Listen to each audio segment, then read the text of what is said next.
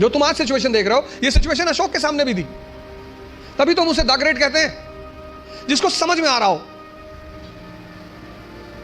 और फिर वो धम्म की नीति का प्रतिपादन, पॉलिसी ऑफ धम्म, और उस पॉलिसी ऑफ धम्म में वो कहता है सारवृद्धि, कि प्रत्येक व्यक्ति को हर धर्म के बेसिक सिद्धांत को समझना चाहिए। और किसी भी धर्म का बेसिक सिद्धांत, वो चाहे इस्लाम हो, चाहे हिंदुइज्म हो, चाहे क्रिश्चियनिटी हो, बेसिक सिद्धांत किसी भी धर्म में कोई अंतर नहीं है। बेसिक सिद्धांत इस्लाम, क्रिश्चियनिटी, इसी में तो दाराशिकों ने किताब लिखी थी, Majmaul Bahrain, the meeting of two oceans, Islam and Hinduism. वो जो अशोक के समय परिस्थिति थी, बुद्धिस्ट, ब्राह्मण और जैनों के बीच तनाव, वही परिस्थिति मेडिवल इंडिया में अकबर के सामने थी। हिंदू, मुसलमान और फिर उनके विभिन्न डिफरेंट सेक्ट्स, संप्रदाय, शिया, सुन्नी, शैवाइट, वैष्णवाइट। तो उसने भी फिर कहा कि नहीं नहीं, इस तनाव को कम करना है, तो तौहीद इलाही, तौहीद इलाही। अब जब तुम मेंस में आंसर लिखते हो तो तुम्हें ये कंपैरिजन दिखाना पड़ेगा। वो जो तुम्हारा एग्जामिनी है ना, उसको पता लगना चाहिए कि यार इसने हिस्ट्री से सीखा है। India is a country of unity in diversity. आज कोई हम इस समस्या से परेशान नहीं है, पहले से। और जब जब हम इस समस्या से परेशान हुए, हमारे पास सॉल्यूशन था। परिस्थिति, अपनी प्रेजेंट परिस्थिति को समझना, राष्ट्र की आर्थिक स्थिति, economic condition, social condition, political condition, cultural condition, ये 3 काम कर लो आप। और अगर ये 3 काम आपने कर लिया तो आप भी कल यहां बैठोगे और असंभव को मजाक बना दोगे। पहला काम, पूरा एग्जामिनेशन पैटर्न को समझो। घर जाकर नहीं समझते हो, जहां कोचिंग में पढ़ते हो, उस टीचर से पूछो कि सर ये है भी क्या क्या क्या है सर, डिमांड इनकी क्या है सर, ये बेस में क्या चाहते हैं सर, ये प्रीलिम्स में क्या चाहते हैं। कितना पढ़ोगे यार? अगर तुम एक बार सिलेबस उठाकर देखो आईएएस का, तो सिर्फ सिलेबस देखकर ही तुम्हारी हालत खराब हो जाएगी। कोई तो फॉर्मूला होगा जो इन लोगों ने फॉलो किया होगा और प्रीलिम्स निकला। इस दुनिया में हर कोई भी आदमी ओमनीसिएंट नहीं है। अभी आप हमसे 4 क्वेश्चन पूछ लो, हो सकता है मैं ही जवाब ना दे पाऊं। दूसरा, सेल्फ इंट्रोस्पेक्शन करो, अपनी क्षमता को चेक करो। और तीसरा, अपनी परिस्थिति को समझो। इन सबके साथ ये 3 बातें क्लियर हुई ना। इन सबके साथ जो चौथी बात, जो मतलब मुझे बोलना ही होता, जीवन मतलब युद्ध, ये लास्ट बात। या तो आप हंस हंस के लड़ोगे या रो रो के लड़ोगे।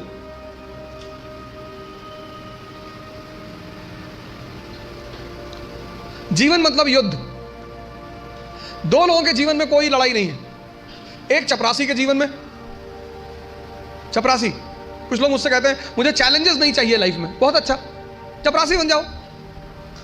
चपरासी का काम क्या है? साहब के ऑफिस के बाहर बैठा हुआ है, जो भी मिलने आया मीटिंग करा दी, वरना बैठे हुए, क्या फर्क पड़ता है। और वो भी चपरासी अगर ब्यूरोक्रेसी का है, जुडिशरी का है। भाई राजा से मिलने के लिए जो सबसे अहम आदमी होता है वो यही लोग होते हैं, यही इंफॉर्मेशन देते हैं। साहब कितने बजे आते हैं, साहब कितने बजे आते हैं, कहां जाते हैं, गोल्फ खेलने कहां जाते हैं।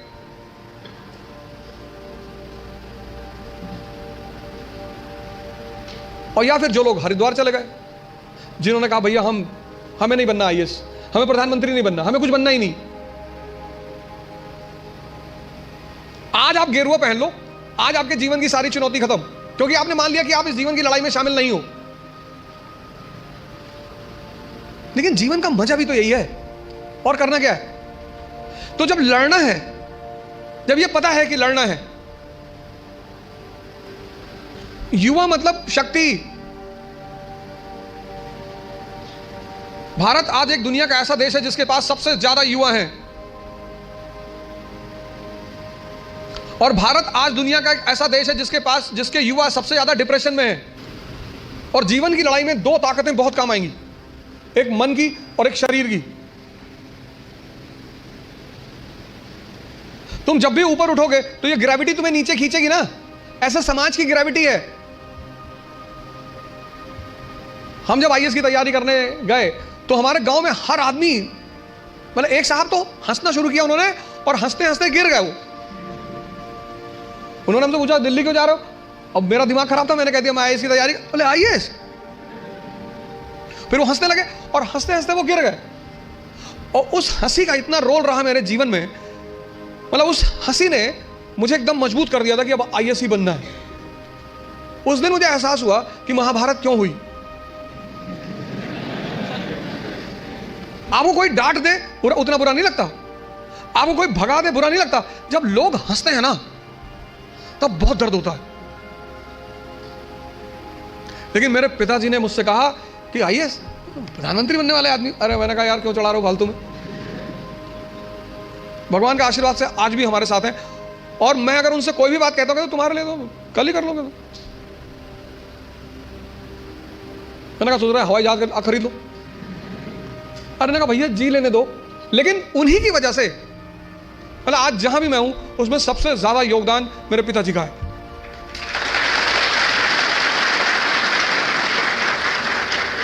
और वो योगदान क्या है सबसे ज्यादा बड़ा? उन्होंने मुझे कभी निराश नहीं किया, हमेशा हर चीज में अरे तुमसे क्यों नहीं होगा, तुम ही करोगे। तो मैं सब लोगों से यहां रिक्वेस्ट करूंगा कि आप योग और ध्यान से जरूर जुड़ें। ध्यान किसी धर्म का नहीं है, उस ध्यान पर किसी धर्म विशेष की मोनोपोली नहीं है। ध्यान का सीधा सा मतलब है अपने मन को समझना। आप में से बहुत सारे लोग हैं जो 10 घंटा पढ़ना चाहते हैं लेकिन ये पढ़ने ही नहीं देता होगा। तुम्हारी जीत किस पर निर्भर करती है? अगर इससे तुम्हारी दोस्ती हो गई और तुम जो करना चाहते हो उसमें ये तुम्हें सपोर्ट करने लगा, या तुम उठे सुबह तुमने डिसाइड किया कि आज मैं 4 घंटे पढ़ूंगा और तुम्हारा मन तुम्हारे साथ बैठ गया और 8 घंटे बीत गए तुम्हें पता ही नहीं चला, वही तो ब्लेसिंग है। और तुमने टारगेट बनाया कि 6 घंटे पढ़ूंगा और 60 मिनट बाद तुम चाय पी रहे हो, बाहर खड़े हो गए। और चाय पी रहे हो तो बुरा नहीं कर रहे हो, चलो अच्छा कर रहे हो। तुम्हारा जो डिस्कशन है, तुम जब भी लोगों से बात करो तुम ये गौर करो कि किस मुद्दे पे कर रहे हो। सुष्मिता सेन शादी कर रही है,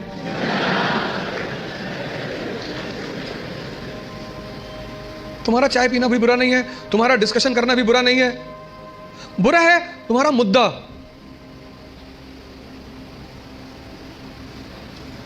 चलो बाहर निकल ही आए, बात कर रहे हो कोई बात नहीं, तो किसी ऐसे मुद्दे को उठाओ जिससे, और डिबेट का मतलब झगड़ा नहीं, डिबेट का मतलब एक्सचेंज ऑफ इंफॉर्मेशन। पूरी जिंदगी तुम ये कभी नहीं कह पाओगे कि अब मुझे सब कुछ आता है, और जिस दिन तुमने ये कह दिया किसी मेंटल हॉस्पिटल जरूर चले जाना।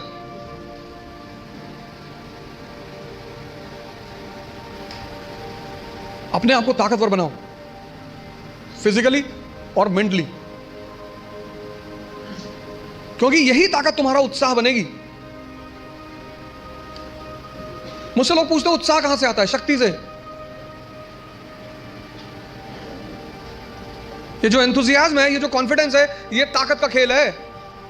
अपनी पढ़ाई के साथ जिस चीज को तुम निगलेक्ट करते हो, जो निगलेक्ट करते हो, तुम उस पर ध्यान ही नहीं देते, वो चीज है तुम्हारी पर्सनैलिटी।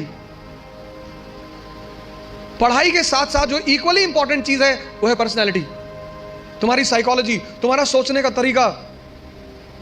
4 बातें आज के इस सेमिनार में मैंने 4 बातें बताई। पहला, पैटर्न ऑफ एग्जामिनेशन। दूसरा, सेल्फ इंट्रोस्पेक्शन। तीसरा, सिचुएशन। और चौथा, पर्सनैलिटी। ये 4 बातें आप हमारी तरफ से आज ले जाओ। बाकी तो एग्जामिनेशन पैटर्न पर